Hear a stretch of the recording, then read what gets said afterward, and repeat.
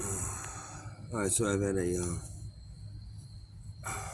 very another one of the tent city interesting nights again tonight. So it was the first night back for the full night, and I was back the night before, but I ended up not staying. What's it else? Oh, but I was at the so I was back to the tent today, and I fixed up more the other room, the other tent, and I stayed there, and I was there, and then all of a sudden, this woman Laura.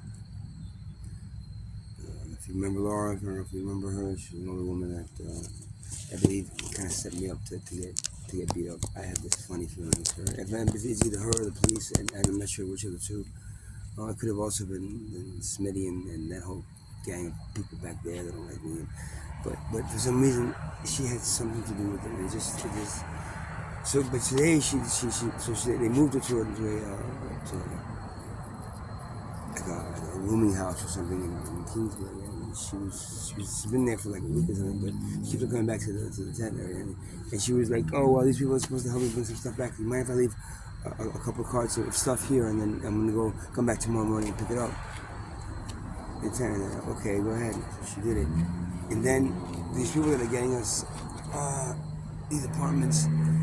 They come every like a couple times a week, and they buy us food because we're working with them to get us housing. They were gonna get some Chinese food, and he or she was can we get it? And I leave it here. I said, okay, if you want to, it's fine. And so they ended up getting it and coming back, and the two women from the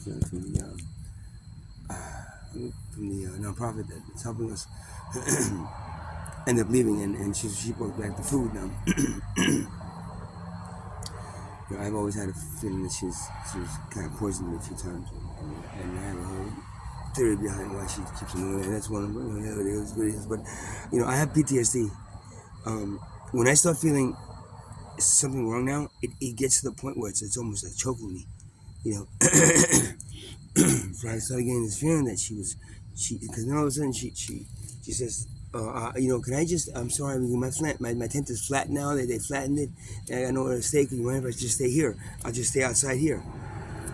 I said, okay, yes, I don't really want to bet anybody in my tent, I don't trust anybody anymore, especially with this woman that I believe maybe paid these guys to beat the shit out of me. So, but I'm not sure, so I can't completely accuse her of it, but I was like, okay, I guess so. And so so she went to get the food, and I came back, and she came back, and all of a sudden I started getting this mad sense of danger, Will Robinson, danger. That's part of PTSD now. It's like watch out, and I'm like, would you mind? I said, you mind not staying here? What, you can't invite yourself over. And I have PTSD, and I started raising my voice a little bit, and I started feeling a lot of it's almost like I had a lot of pent up anger about the whole situation, and she was there, and because I think she probably did pay these people to do this to me for a number of reasons, and those reasons are pretty sound reasons. Knowing these people down here, she really wanted to incapacitate me so she could help me, and then help me, and they broke my ribs, man. I should have been fucking laid up for weeks, but nah, I just got kept in the bone, so she got pissed off about that. I was supposed to be, and it just seems like she set me up that day, with them coming right after she walked away. She came right behind me and beat the shit. So broke my ribs. So I had to ask her to leave. And I started getting into it a little bit. The second time I got somebody, I got another time some guy punched me in the face when I was a G10. And this time I was a G10, and she decided she was giving me a heater because my heater was broken. She was giving me an extra heater she had, so I was trying to take it apart. All of a sudden, this guy's coming behind me and started beating me and shit. And she didn't scream, she didn't yell, she didn't even hear it. I didn't even know she was there. She said, oh yeah, the guy, pulled me to the side and said, no, don't make any noise. It's we're gonna fuck you up too. It's and I don't believe that. Is it, people in there I've heard it get a little pretty fucking loud, man. And no matter what, if that really was not a fucking stage shit, I don't know what was. Um, you know, of her just going, oh, well, I can't do anything about them beating you up. Because he was pulling me aside and going like, oh, you better not say anything. I couldn't say anything. Really? I heard you yelling at fucking a guy 6'2", that fucking hurt you, man. Fuck out of here, man. That's bullshit. So that all came out, of course, and then like she's being really nice and they go this and that, but then all of a sudden, yeah, well, you deserved it, she said.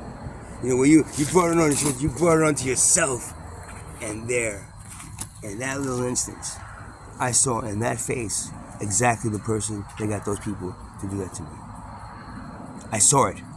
I mean, because she always plays this, oh, I'm making aching pain, and this, and then all of a sudden she goes, you brought it onto yourself. So, I mean, what the fuck are you talking about? The guy said I owed him money, and I didn't know him that money. He fucking sold that shit to me for that price, and then the next day he wanted his money back. And what the fuck? You're gonna do that? Then why are you even gonna? Get out of here. If you're gonna do that, why are you gonna come and sell something like this type of money, like a money order? And then keep on asking, please, pushing to the point they go. I don't even know if this thing is real. I don't know if I got to get my money back for this shit. And I'm not, and I didn't at 9 o'clock in the morning, and it didn't happen until 5 o'clock, and I thought he had fucking ripped me off. So at the end of it all, I was like, I'm not gonna. That's it. You lost it, man. That's fucking. You just wasted my whole day. Took my money, that I gave you for this thing, and then all of a sudden it's like, now you want the rest of it back, and what the fuck? What do you think? What do you think I did? I risked fucking you ripping me off. I don't trust you, and that way, and you fucking begged me for that shit. No matter what. The guy was not right to beat me up, but again, to him, beat me up a month ago, and then come back with some golden guy that said he said it was his stepfather, and then both of them beat on me. It's a little bit suspicious. Just a little. It's just suspicious. It's just suspicious. The guy would just got out of jail. He was gonna take a chance of beating on me without. Again, now the police didn't do anything, and she didn't do anything. So maybe it was a combination of her and the police. I don't fucking know, man. But whatever it is. She was involved, and I didn't want her in my fucking tent area, not even outside of it. Because the minute I leave, to go do something like that, right now I'm at the Exxon charging my phone. The minute I do that, if she was there, she would then let the other guy in and tell her, go in there and the other guy, Bobby, they would probably go in there and fucking look through all my shit just to try to find something, anything they could sell, and they could figure out how to get my the money out of my account the next time, whatever it is, man. These are the kind of people that are here, and this is what I'm feeling. I know. Everybody's like, oh, well, you should just leave this. I know. I'm trying my best. It is basically like I'm stuck in. I reference all that. This is like the lower pits of hell. This is hell on this planet, but this is the lower pits of hell where I'm actually stuck, and every time I try to climb out of it, I get pulled back in. It is the sickest thing I've ever seen. It's almost been a year. I've been fucking homeless for almost 2.5 years, right? And I've been in this place for almost a year. And both of them blow my mind. It doesn't feel like 2.5 years, and sure, it doesn't feel like a fucking year that I've been in this place, but it is. And that means every time I try to leave there, something pulls me back. Like it's almost like like I don't know. I'm not sure what to say. Like I said, it is one of the places that I ever consider home. Because it is a place where I can just kind of be myself, except for the fact that these guys around me are fucking are sabotaging my shit, taking stuff from me all the time, and I don't know if at one point they're like poisoning me and fucking try to kill me, or at least incapacitate me. Because if I was incapacitated, then she would play like little home nurse woman, and then eventually, if I was like, and she keep on feeding me poison to the point where I probably had an aneurysm or something, or some kind of beginnings of dementia or something, and then all of a sudden she's like, oh well, he signed this paper saying that we're married now, so when he dies, I get his Social Security. Yeah, she's that kind of woman, and I'm sure she would do that. So now I have to get her out of, and then she's being mean and stuff. Now she's turning into her real self, Oh, you brought it on yourself. I said, I brought it on myself. Okay, I brought what on myself? What? Something that's you? That you're repaying me what these guys for? What did I do to you? Take money that didn't belong to you? I told you, I owed you, I didn't owe you that. I didn't owe you $300 like that. It was ridiculous. You started charging me for things that you were bringing over without even me asking you for them. And you're giving it to me, then all of a sudden you're charging me for it? So I'm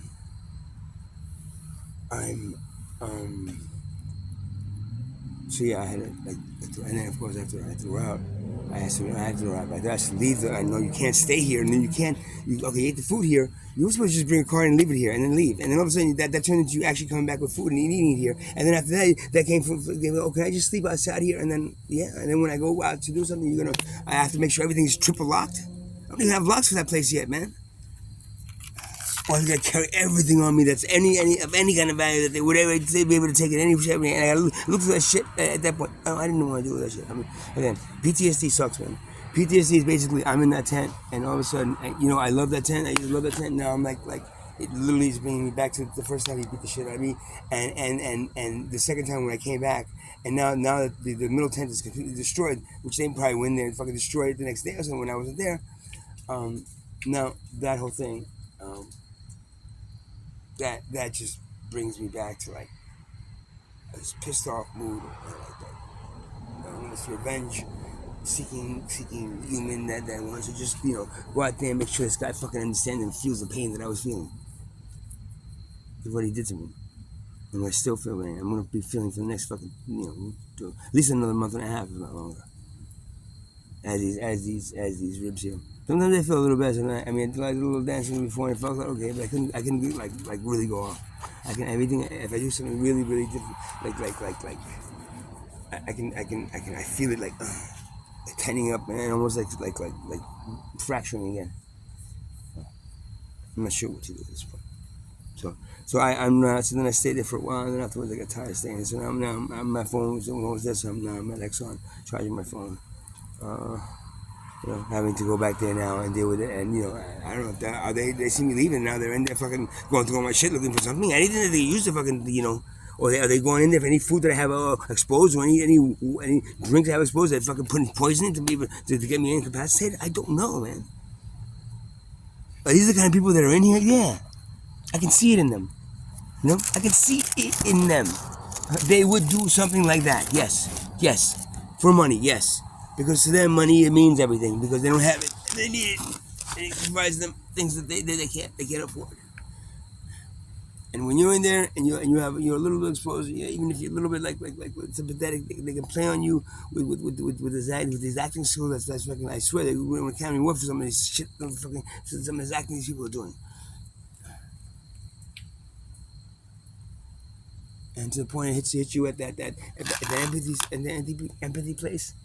Compassion face, and then you're like, oh, maybe another. All of a sudden, you put your guard down. All of a sudden, they slam you with fucking like 6 broken ribs, or a fractured jaw, or being pushed off a fucking scooter or getting beat 7, 8 times in the face, hitting by this guy the first time he hit it. So that's what I'm waiting. It's waiting for me back at the set. Now I got to go back there and just hope they didn't do that. Hope they didn't poison anything, and the next then I guess I can just go and try to sleeping is hard in a tent. Sleeping is hard because there's got no locks on the doors, got no locks on the gates. There is no gates. There is nothing to stop anybody from coming there with a machete and fucking cut through that fucking tent and slice my head off, man. Nothing, absolutely nothing.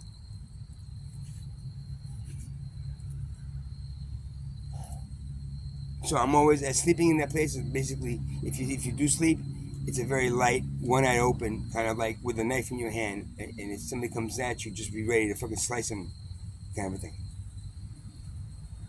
Oh, you need to get out. I know I need to get out of here. I know, but I can't because so far I haven't been able to. I haven't been able to find anything I can afford, much less will rent to me because I've been homeless for the last 2.5 years. Yeah. Oh, previous address is like, 10 City. Where's that? Oh, no. Were you paying any rent? I said, no. You have to leave now, sir. You smell.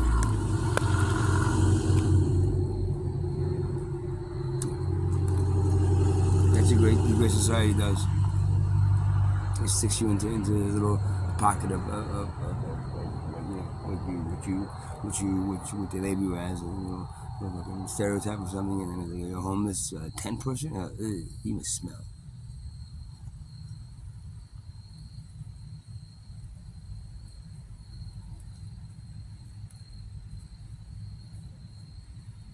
I'm going back and forth in this apartment in Atlantic Highlands. One side of me says, you know what, get out and run when you can, man. And the other side says, you know what, you're getting stuck in a place where they can be watching you 24 hours a day. You don't know. If it's the police, maybe the police said, said well, you know, of all the places, there should be one place, and it happened to be in one apartment in this place. It's really cheap, but is it also like, you know, monitored 24/7? Am I now going to be in some kind of like, underground halfway house or something, you know, where they're monitoring me at a certain level? I don't know, man. I don't know. I don't want to sound paranoid, but the shit that's been happening to me for the last 2 years, 2.5 years, it's just it's one paranoia trip on, you know, from one to another. It's literally been one bad trip to another, really. That's it, and you know, it's right now. I'm back to the tent now. I ain't got no more money left. But thank you for everybody that lent me money for. I used to got some supplies to fix up the tent. I got a room for a couple of days, and but it is difficult to be in a fucking tent when you have fractured ribs. Fractured ribs and camping is not something that go hand in hand, because you have to be very physical in everything you do. Everything I do, I have to move stuff. And all that is extremely painful. Extremely painful. Thank God for this tense machine. That's the only thing that saves. This is the only thing that saves me right now. That's saving me right now. I only have 3 pads left, but I'm getting some more. They're gonna come in tomorrow, I think. So at least I have some more pads. When you run out of pads, it's like you're running out of medications. They're going, oh shit, you can't use the rest of the pads. Like, what do you do then? It's like, my God, why was that? This is the only thing that's providing me, like, you know. And these pads go fast, man. When you use them, you know, you keep them on your body 24/7. Like I've been doing. They were really fast. These are like, you know, usually use them for like, you know, an hour a day, you know. I use them for 24 hours a day, basically. They're on my body. Oh.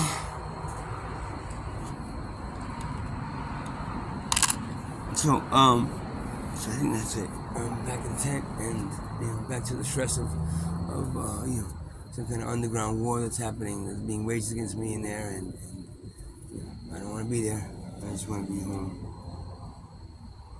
And since I don't have a home on this planet, when I say home, I mean my real home. The hell away from this place. This matrix hell on earth that you guys laugh over. Oh, what are you gonna do to change it?